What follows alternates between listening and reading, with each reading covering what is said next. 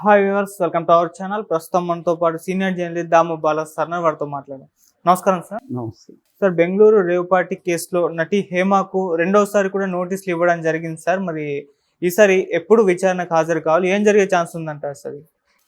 మామూలుగా హేమది అది దాని ఏమంటారు, వెబ్ సిరీస్ లాగా కంటిన్యూ అవుతా ఉంది. అవును.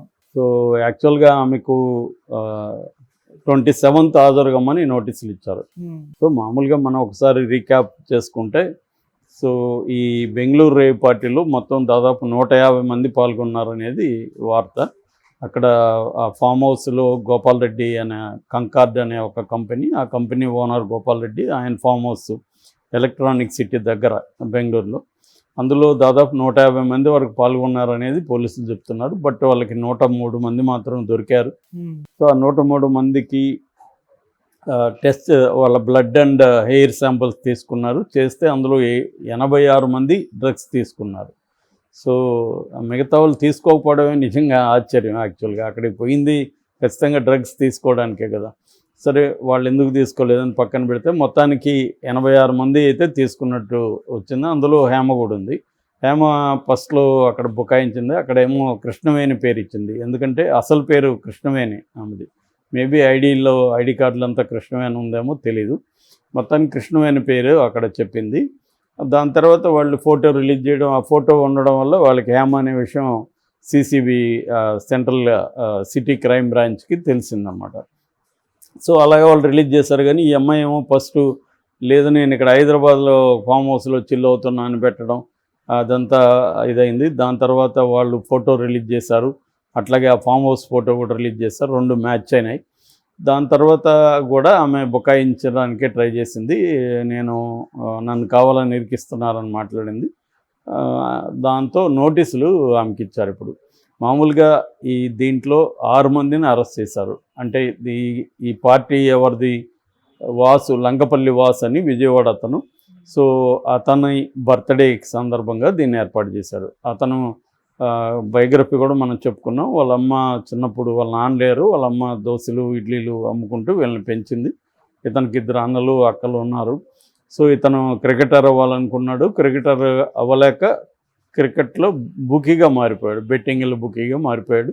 అక్కడ నుంచి బాగా డబ్బులు సంపాదించాడు. ఇట్లా పార్టీలన్నీ చేస్తున్నాడు అనేది చెబుతున్నారు అతని గురించి. సో ఆ క్రమంలో అతను ఏర్పాటు చేశాడు. అతని తరపున ఒక మేనేజింగ్ అంతా చేసింది అరుణ్ కుమార్ అని. సో అతను చిత్తూరు జిల్లా అని చెప్తున్నారు. సో అరుణ్ కుమార్ని, ఇతన్ని, తర్వాత ఫామ్ హౌస్ ఓనర్ అతన్ని, ముగ్గురిని అరెస్ట్ చేశారు. వీళ్ళు ముగ్గురు కాకుండా ఇంకొక 3 డ్రగ్ పెడ్లర్స్ ఉన్నారు అక్కడ. ఆ 3 డ్రగ్ పెడ్లర్స్ సప్లై చేశారు. ఎందుకంటే అక్కడ కొకైన్ ఉంది, ఆ తర్వాత MDMA ఒక 17 ట్యాబ్లెట్స్ ఉన్నాయి, తర్వాత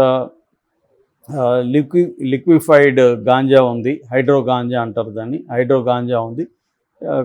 ఇది అక్కడ దొరికింది. దాదాపు 46 గ్రాములు ఎంతో ఉంది. అది కొన్ని కోట్లు విలువ చేసే ఇదని చెప్తున్నారు. ఆల్రెడీ వీళ్ళు కొంత కన్జ్యూమ్ చేశారు. సో అందువల్ల ఆ 3 డ్రగ్ పెడ్లర్స్ ఇంపార్టెంట్. వాళ్ళకి అన్నిటికంటే కూడా ఈ కేసులో ఇంపార్టెంట్ ఆ డ్రగ్ పెడ్లర్స్. ఆల్రెడీ ఈ 6 మంది బ్యాంక్ అకౌంట్స్ సీజ్ చేశారు. ఈ లంకపల్లి వాసు బ్యాంక్ అకౌంట్లో చాలా పెద్ద ఎత్తున నిధులు ఉన్నట్టు కూడా పోలీసులు చెబుతున్నారు. మేబీ వీళ్ళందరూ ఎంట్రీ ఫీజు ఇచ్చుంటారు. ఆ డబ్బులంతా కూడా ఆయన బ్యాంక్ అకౌంట్లోకి వెళ్ళాయేమో. ఈ మధ్యకాలంలో ఈ పెద్ద నోట్లు బ్యాన్ చేసినాక ఎక్కువగా అన్నీ కూడా త్రూ వైటే జరుగుతుంది. వైట్ ద్వారానే రకరకాల పద్ధతులు మళ్ళీ దాన్ని ఎలా బ్లాక్ చేసుకోవాలనేది జనం కూడా నేర్చుకున్నారు ఇప్పుడు. సో ఆ పద్ధతులనే జరిగి ఉండొచ్చు. సో అది పెద్ద ఎత్తున నిధులు ఉన్నాయనేది తెలిసింది. ఇప్పుడు ఇక హేమ విషయానికి వస్తే, హేమ ఫస్ట్ 27వ తేదీ రమ్మని ఆమెకు నోటీసులు ఇస్తే ఆమె రాలేదు.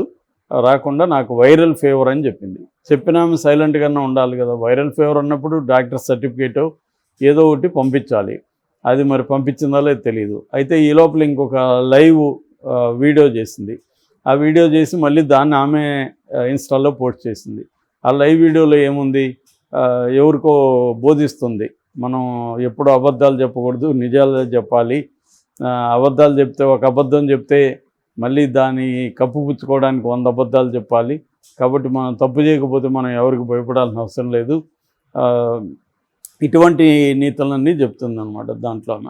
సో అట్లాగే మనం ఏమన్నా దేవుళ్ళమా తప్పు చేయకుండా ఉండడానికి, మనుషులను కదా తప్పు చేస్తాము అని చెప్తుంది. కరెక్టే. ఇప్పుడు నిజానికి రేవ్ పార్టీకి పోవడం నేరం కాదు, అక్కడ మందు కొట్టడము ఇంకోటో నేరం కాదు. రెండు నేరాలు. ఒకటి డ్రగ్స్ తీసుకోవడం, రెండోది ప్రాస్టిట్యూషన్ ఏమన్నా ఉంటే అది నేరం. సో ఇప్పుడు ప్రాస్టిట్యూషన్ జరిగినట్టు సిసిబి వాళ్ళు ఏం చెప్పట్లేదు, ఓన్లీ డ్రగ్ తీసుకోవడం కూడా ఈ దేశంలో ఏంటంటే డ్రగ్ తీసుకున్న వాళ్ళని కూడా విక్టిమ్స్గా పరిగణిస్తారు, వాళ్ళకి కౌన్సిలింగ్ ఇస్తారు. వాళ్ళు హ్యాబిచువల్గా డ్రగ్స్కి అలవాటు పడిపోయింటారు, డ్రగ్ అడిక్ట్ అయితే వాళ్ళకి డీఅడిక్షన్ ప్రోగ్రాంలో రిహాబిలిటేషన్ సెంటర్లో వాళ్ళని పెట్టి వాళ్ళకి రకరకాల థెరపీ, సిబిటి అంటే కాగ్నిటివ్ బిహేవియరల్ థెరపీ కావచ్చు, సైకోథెరపీ కావచ్చు, లేదా సైకాట్రిస్ట్ దగ్గర మెడికేషన్ కావచ్చు, ఇలాంటివి, లేదా combination of all these things. ఇలాగా అక్కడ రిహాబిలిటేషన్ సెంటర్లో వీళ్ళకి సైకాటిస్టులు ఎలాంటి గైడెన్స్ ఇస్తారు, దాన్ని బట్టి వాళ్ళకి డీ అడిక్షన్ ప్రోగ్రామ్స్ చేస్తారు. ఒక్కోసారి గ్రూప్ థెరపీస్ కూడా చేస్తారు. సో బేసిక్గా ఇది ఉంటుంది. ఇది అట్లా ఆమెకి ఇప్పుడు ఆ రకమైన ఇబ్బందులు అయితే ఉంటాయి. అంటే వెళ్ళాలి, కోర్టుకు వెళ్ళాలి, కేసులు పాల్గొనాలి, జడ్జి గారు రిహాబిలిటేషన్కి ఇచ్చేస్తారు. ఒకవేళ ఈమె కూడా ఏమన్నా సరఫరా చేయడంలో ఈమె హ్యాండ్ కూడా ఉందని తేలితే మాత్రం ఇబ్బంది ఉంటుంది. సో ఏదేమైనా ఆమె విచారణకైతే తప్పించుకోలేదు. విచారణ ఒకటో రెండు సార్లు వెళ్ళకుండా ఉండొచ్చు, మూడోసారి కోర్టులో వాళ్ళు అరెస్ట్ వారెంట్ ఇష్యూ చేస్తారు.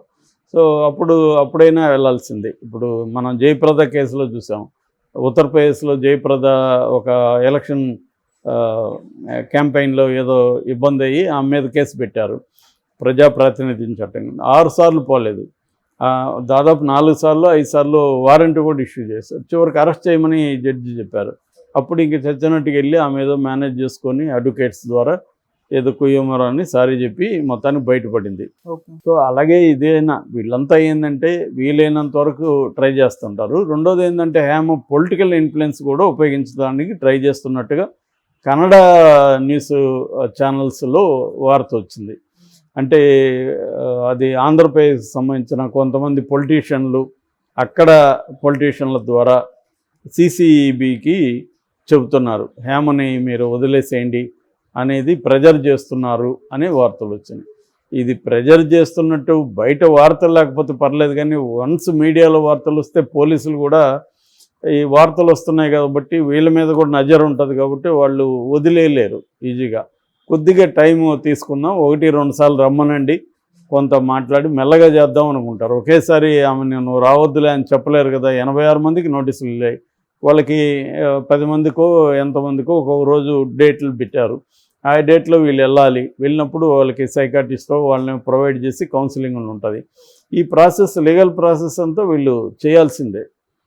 అట్లాగే వాళ్ళని విచారిస్తారు, నీకు ఇంతకుముందు కూడా ఎవరైనా డ్రగ్స్ ఇచ్చేవాళ్ళ, ఎవరి దగ్గర డ్రగ్స్ తీసుకునేదాన్ని, ఇక్కడంటే వీళ్ళు సప్లై చేశారు, ఓకే, ఇంతకుముందు నువ్వు డ్రగ్స్ ఎక్కడ తీసుకున్నావు ఏంటి ఇవన్నీ అడుగుతారు కదా, లేదా ఇవన్నీ కూడా చూస్తారు. అట్లాగే ఈమె సిసిబిని బదనాం చేసే విధంగా మాట్లాడుతుంది, నేను అరెస్ట్ అయినా కూడా అక్కడ లేనని చెప్తుంది. ఇవన్నీ కూడా రేపొద్దున ఇంకొక కేసు కూడా వాళ్ళు పెట్టచ్చు, సిసిబిని ఈమె మోసం చేస్తుందని. ఇలాగా ఈమె దాన్ని ఫేస్ చేసి వెళ్ళి డీల్ చేస్తే ఇబ్బంది లేదు, కానీ ఎస్కేప్ అయ్యి కొద్దీ ఇంకా లోపలికి ఇరుక్కుంటుంది ఖచ్చితంగా. ఎందుకంటే సిసిబి వాళ్ళకి కూడా సీరియస్గా తీసుకుంటారు, ఏంటి లెక్క లేకుండా ఇలాగ బిహేవ్ చేస్తుందని. నిజంగా వైరల్ ఫేవర్ అయితే ఆమె వీడియో చేయదు, వీడియోలో బాగానే ఉంది కదా ఆమె. సో అట్లన్నా సైలెంట్గా ఉండాలి. సో కాబట్టి వాళ్ళు ఒప్పుకోలేదు. మళ్ళీ June 1కి రమ్మంటున్నారు. లిక్విడ్ డ్రగ్ని ఏదన్నా డ్రింక్లో కలిపిచ్చారేమో నాకు తెలియదు అని చెప్తారు, జనరల్గా అదే చెప్తారు. ఈమె ఈ పాటికి అడ్వకేట్లని కన్సల్ట్ చేసి ఉంటుంది, అడ్వకేట్లు సలహా ఇస్తారు. కాబట్టి ఫైనల్గా ఏం జరగకపోవచ్చు. Okay sir, thank you so much.